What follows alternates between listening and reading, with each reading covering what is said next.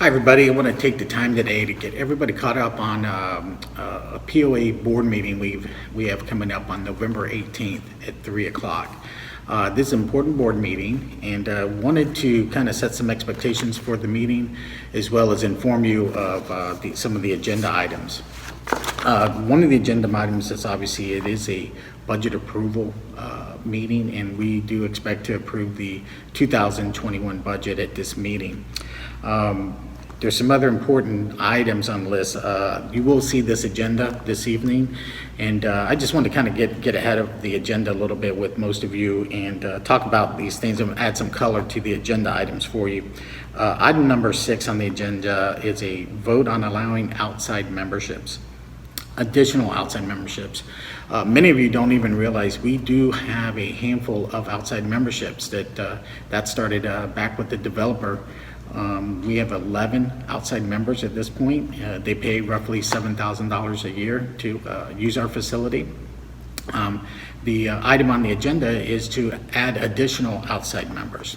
Our current policy is that we do not allow any outside memberships, any additional outside memberships. The 11 that we do have been grandfathered in for the past few years. And as they dwindle down, we do not replace them. So the current policy is as these current 11 members fall off, if they decide not to be a member, we would not add additional members. So that's the current policy.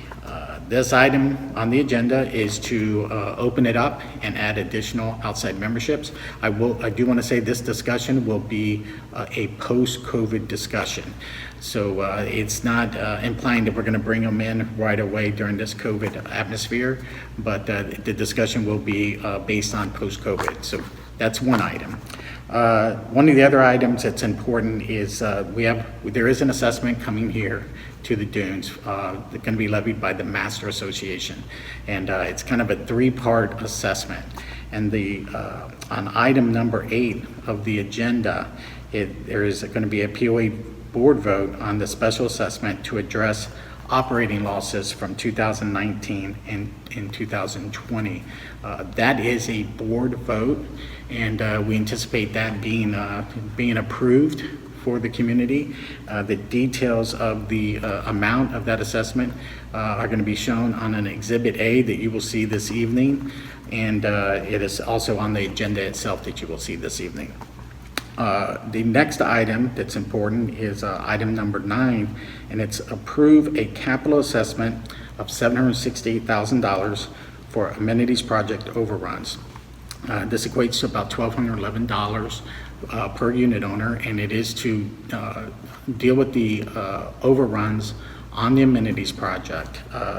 It was $768,000, and that does not get approved at this meeting.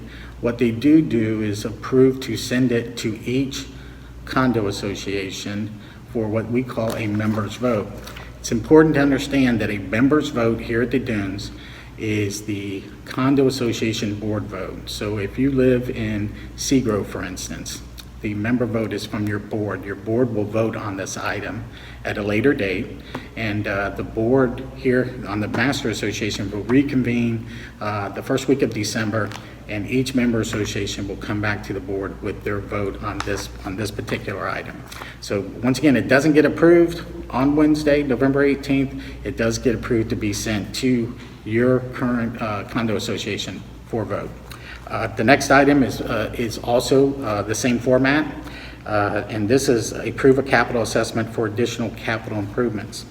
There is a list that you're going to see on Exhibit A of items, a master list of items that let's call it items that we after building the new amenity center, I would say it's items that we're not happy with. Some of them are items we're not happy, items that we fell short on. Notwithstanding the fact that this is an award-winning facility. I hope you guys all know that we won the Sang Dollar Award for the design, as well as for the interior and exterior for this building. So it's an award-winning facility, but yet it still has some shortfalls. This list of items is currently being kicked around by each member association boards, and they're kind of going through it to see which items are gaining traction that they would like to fund to get taken care of in 2021. You're going to see this list in Exhibit A, and the boards will be coming, and on November 18th, they're going to vote to send that, once again, to each member association so they can weigh in on what items on that list they're going to be willing to fund. So just wanted to kind of lay out what November 18th meeting is. Those are some of the major items that we're going to be dealing with. And if you have any questions, once again, I'm free to everybody. You can contact me by phone or by email. My phone number is 239-537-1359. My email is arrellharris@dunesofnaples.com. One of the other things I want to talk about is this whole COVID atmosphere that we got going right now.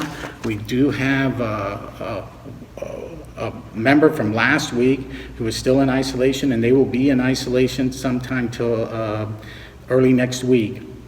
They're doing well from last time I spoke to them, which was a few days ago. I haven't spoken to them recently, but they were feeling very mild and no symptoms at that time.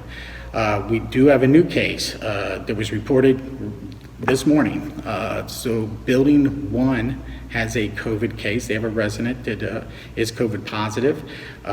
They do have some mild symptoms at this time. They are quarantined, or isolated in their unit. So they use the club? They did use the club on Tuesday, and that was our very windy days. They were not here long. We do not see any close contacts. We did interview with them as well as the health department. There are no close contacts at this point with this individual, but we do want to let you know that we do have another case that is in isolation in Building 1. From there, I don't know if you watch the local news, but we're in Naples Park. There's been 4 cases of somebody trying to abduct women that are either jogging or walking in Naples Park area. So I know some of our residents do like to walk through Naples Park. Just want to alert everybody to that information. Apparently it's women and from age group 15 to 40 that have been approached by this individual. You can look on get the details from him, but apparently he's in a minivan, and he's seems somewhat pretty aggressive, grabbing folks and trying to force them into a vehicle. So be on the lookout for that. If you do walk the Naples Park area, please be careful and just be aware of the situation that's going on there. I hope this helps everybody and keeps you informed. Once again, if you have any questions for me, just reach out to me.